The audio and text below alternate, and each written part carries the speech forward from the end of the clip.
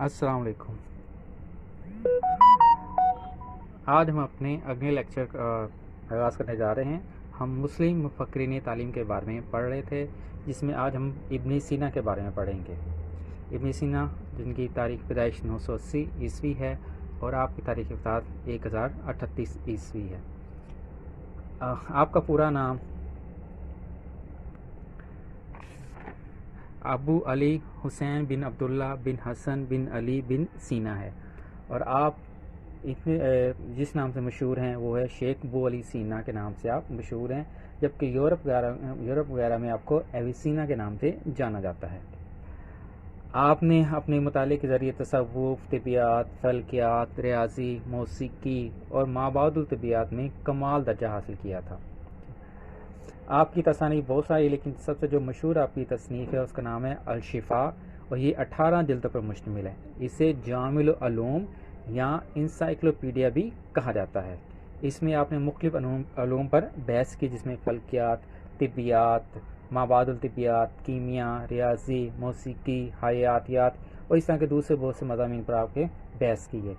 इस किताब की तसानीफ एक तर्जुमे यूरोप के मुख्तलिफ ज़ुबानों में भी हो चुके हैं। आपके तालीमी तसव्वुरात के बारे में हम देख रहे हैं। आप तालीमी तसव्वुरात के कौन कौन से पेश किए थे। आप जो इल्म के लिए सही तरीन ज़रिया करार देते हैं वो है अकल और मंतकी इस्तिदलाल को इल्म का सही तरीन और मौसर तरीन ज़रिया करार देते हैं। तो कहते हैं कि इसके ज़रिए आप जो इल्म हासिल करते हैं हवासे खमसा के ज़रिए, वो अकल की बुनियाद पर आप उस इल्म को या उस मालूमात को मुनज़्ज़म और मुरतब कर सकते हैं, उसको तरतीब दे सकते हैं। और इसी अकली और मंतकी इस्तिदलाल को सही मेयार है और इल्म की बुनियाद यही है। ये इनका तसव्वुर ये था कि इल्म का सरचश्मा अक्ल मौसर है और अक्ल मौसर से हमंगी के नतीजे में हम इल्म हासिल करते हैं। और अक्ल मौसर ये है जो इंसान के तबी मिलान और फितरी सायद के साथ मिलकर एक छठी हिस्स की सूरत इख्तियार कर लेती है और फिर इल्म को काबिल फ़हम शक्ल में हमारे सामने पेश कर देती है। इनका तसव्वुर कदर अल्लाह ताला की हाकमियत और इंसान की अबूदियत के महवर के गिर्द घूमता है और निज़ाम तालीम में इस कदर को नस्बुल ऐन की हैसियत हासिल है। अब उनके तालीम के मकासद तालीम उनकी नज़र में कौन कौन से थे। सबसे पहले जो उनका मकासद तालीम वो जो पेश करते हैं वो कहते हैं कि बुनियादी मकसद तालीम क्या है, रज़ाए इलाही का हसूल होना चाहिए। ये तमाम बनी इंसान को वो वसीयत करते हैं कि सबसे पहले और सबसे आखिर में अल्लाह ताला को याद रखा जाए, यानी कि अल्लाह ताला को पहचाना जाए, उसकी मार्फत हासिल करी जाए, उसकी खुशनुदी हासिल की जाए, उसकी रज़ा के लिए कोशिश की जाए। तो वही इल्म आपके लिए बेहतरीन है और आपके इल्म का मकसद भी यही होना चाहिए। दूसरा जो तालीम का मकसद बयान करते हैं वो है ज़हनी सलाहियत को उजागर करना, कि जैसे वो अभी हमने पढ़ा था कि वो अकल को ज़्यादा जोर देते हैं, इल्म का ज़रिया करा देते हैं। इसलिए यहाँ भी वो मकासद तालीम कह रहे हैं कि ज़हनी सलाहियत को उजागर करना, यानी कि अपनी अकल को ज़्यादा बेहतर बनाना, ज़्यादा उसकी परवरिश करना, उसकी नशमा करना, उसको ज़्यादा इस्तेमाल करना, उसके ज़रिए इल्म हासिल करना। क्योंकि अगर इंसान अकल के ज़रिए इल्म हासिल करता है तो वो कभी गलती नहीं कर सकता। तीसरा जो मकसद तालीम वो बयान करते हैं वो है उनके ख्याल में कि इल्म अकल में मुताबकत ज़रूरी है, कि इल्म और अकल से मुराद है कि जो आप इल्म सीख रहे हैं वो अकल के ज़रिए सीखें, इनकी अकल उसको साबित करे, उसको समझे, उसको सही कहे और फिर उस इल्म पर अमल भी किया जाए। क्योंकि उनकी नज़र में इल्म के बगैर अमल बेकार है, कि इल्म होगा फिर आप अमल करेंगे। इल्म और अमल को एक दूसरे का वो चोली दामन का साथ तस्वर करते हैं, लिहाजा इल्म और अमल में हम अंगी को वो ज़रूरी करा देते हैं। ये उनके मकासद तालीम है। अब उनके नज़र में निसाब तालीम क्या है वो हम देखें। वो निसाब तालीम को या उलूम को 3 मदारिज में तकसीम करते हैं। पहला वो है आला उलूम, दूसरा दुनियावी उलूम और तीसरा वस्ती उलूम। आला उलूम वो कहते हैं वो उलूम है जो हिकमत दानिश पर मबनी होते हैं, यानी कि अकल पर मबनी होते हैं। इसमें वो फ़लसफ़ा, मंतक, इखलाकियात जैसे उलूम का शामिल करते हैं जिनका मादियात से कोई ताल्लुक़ नहीं है।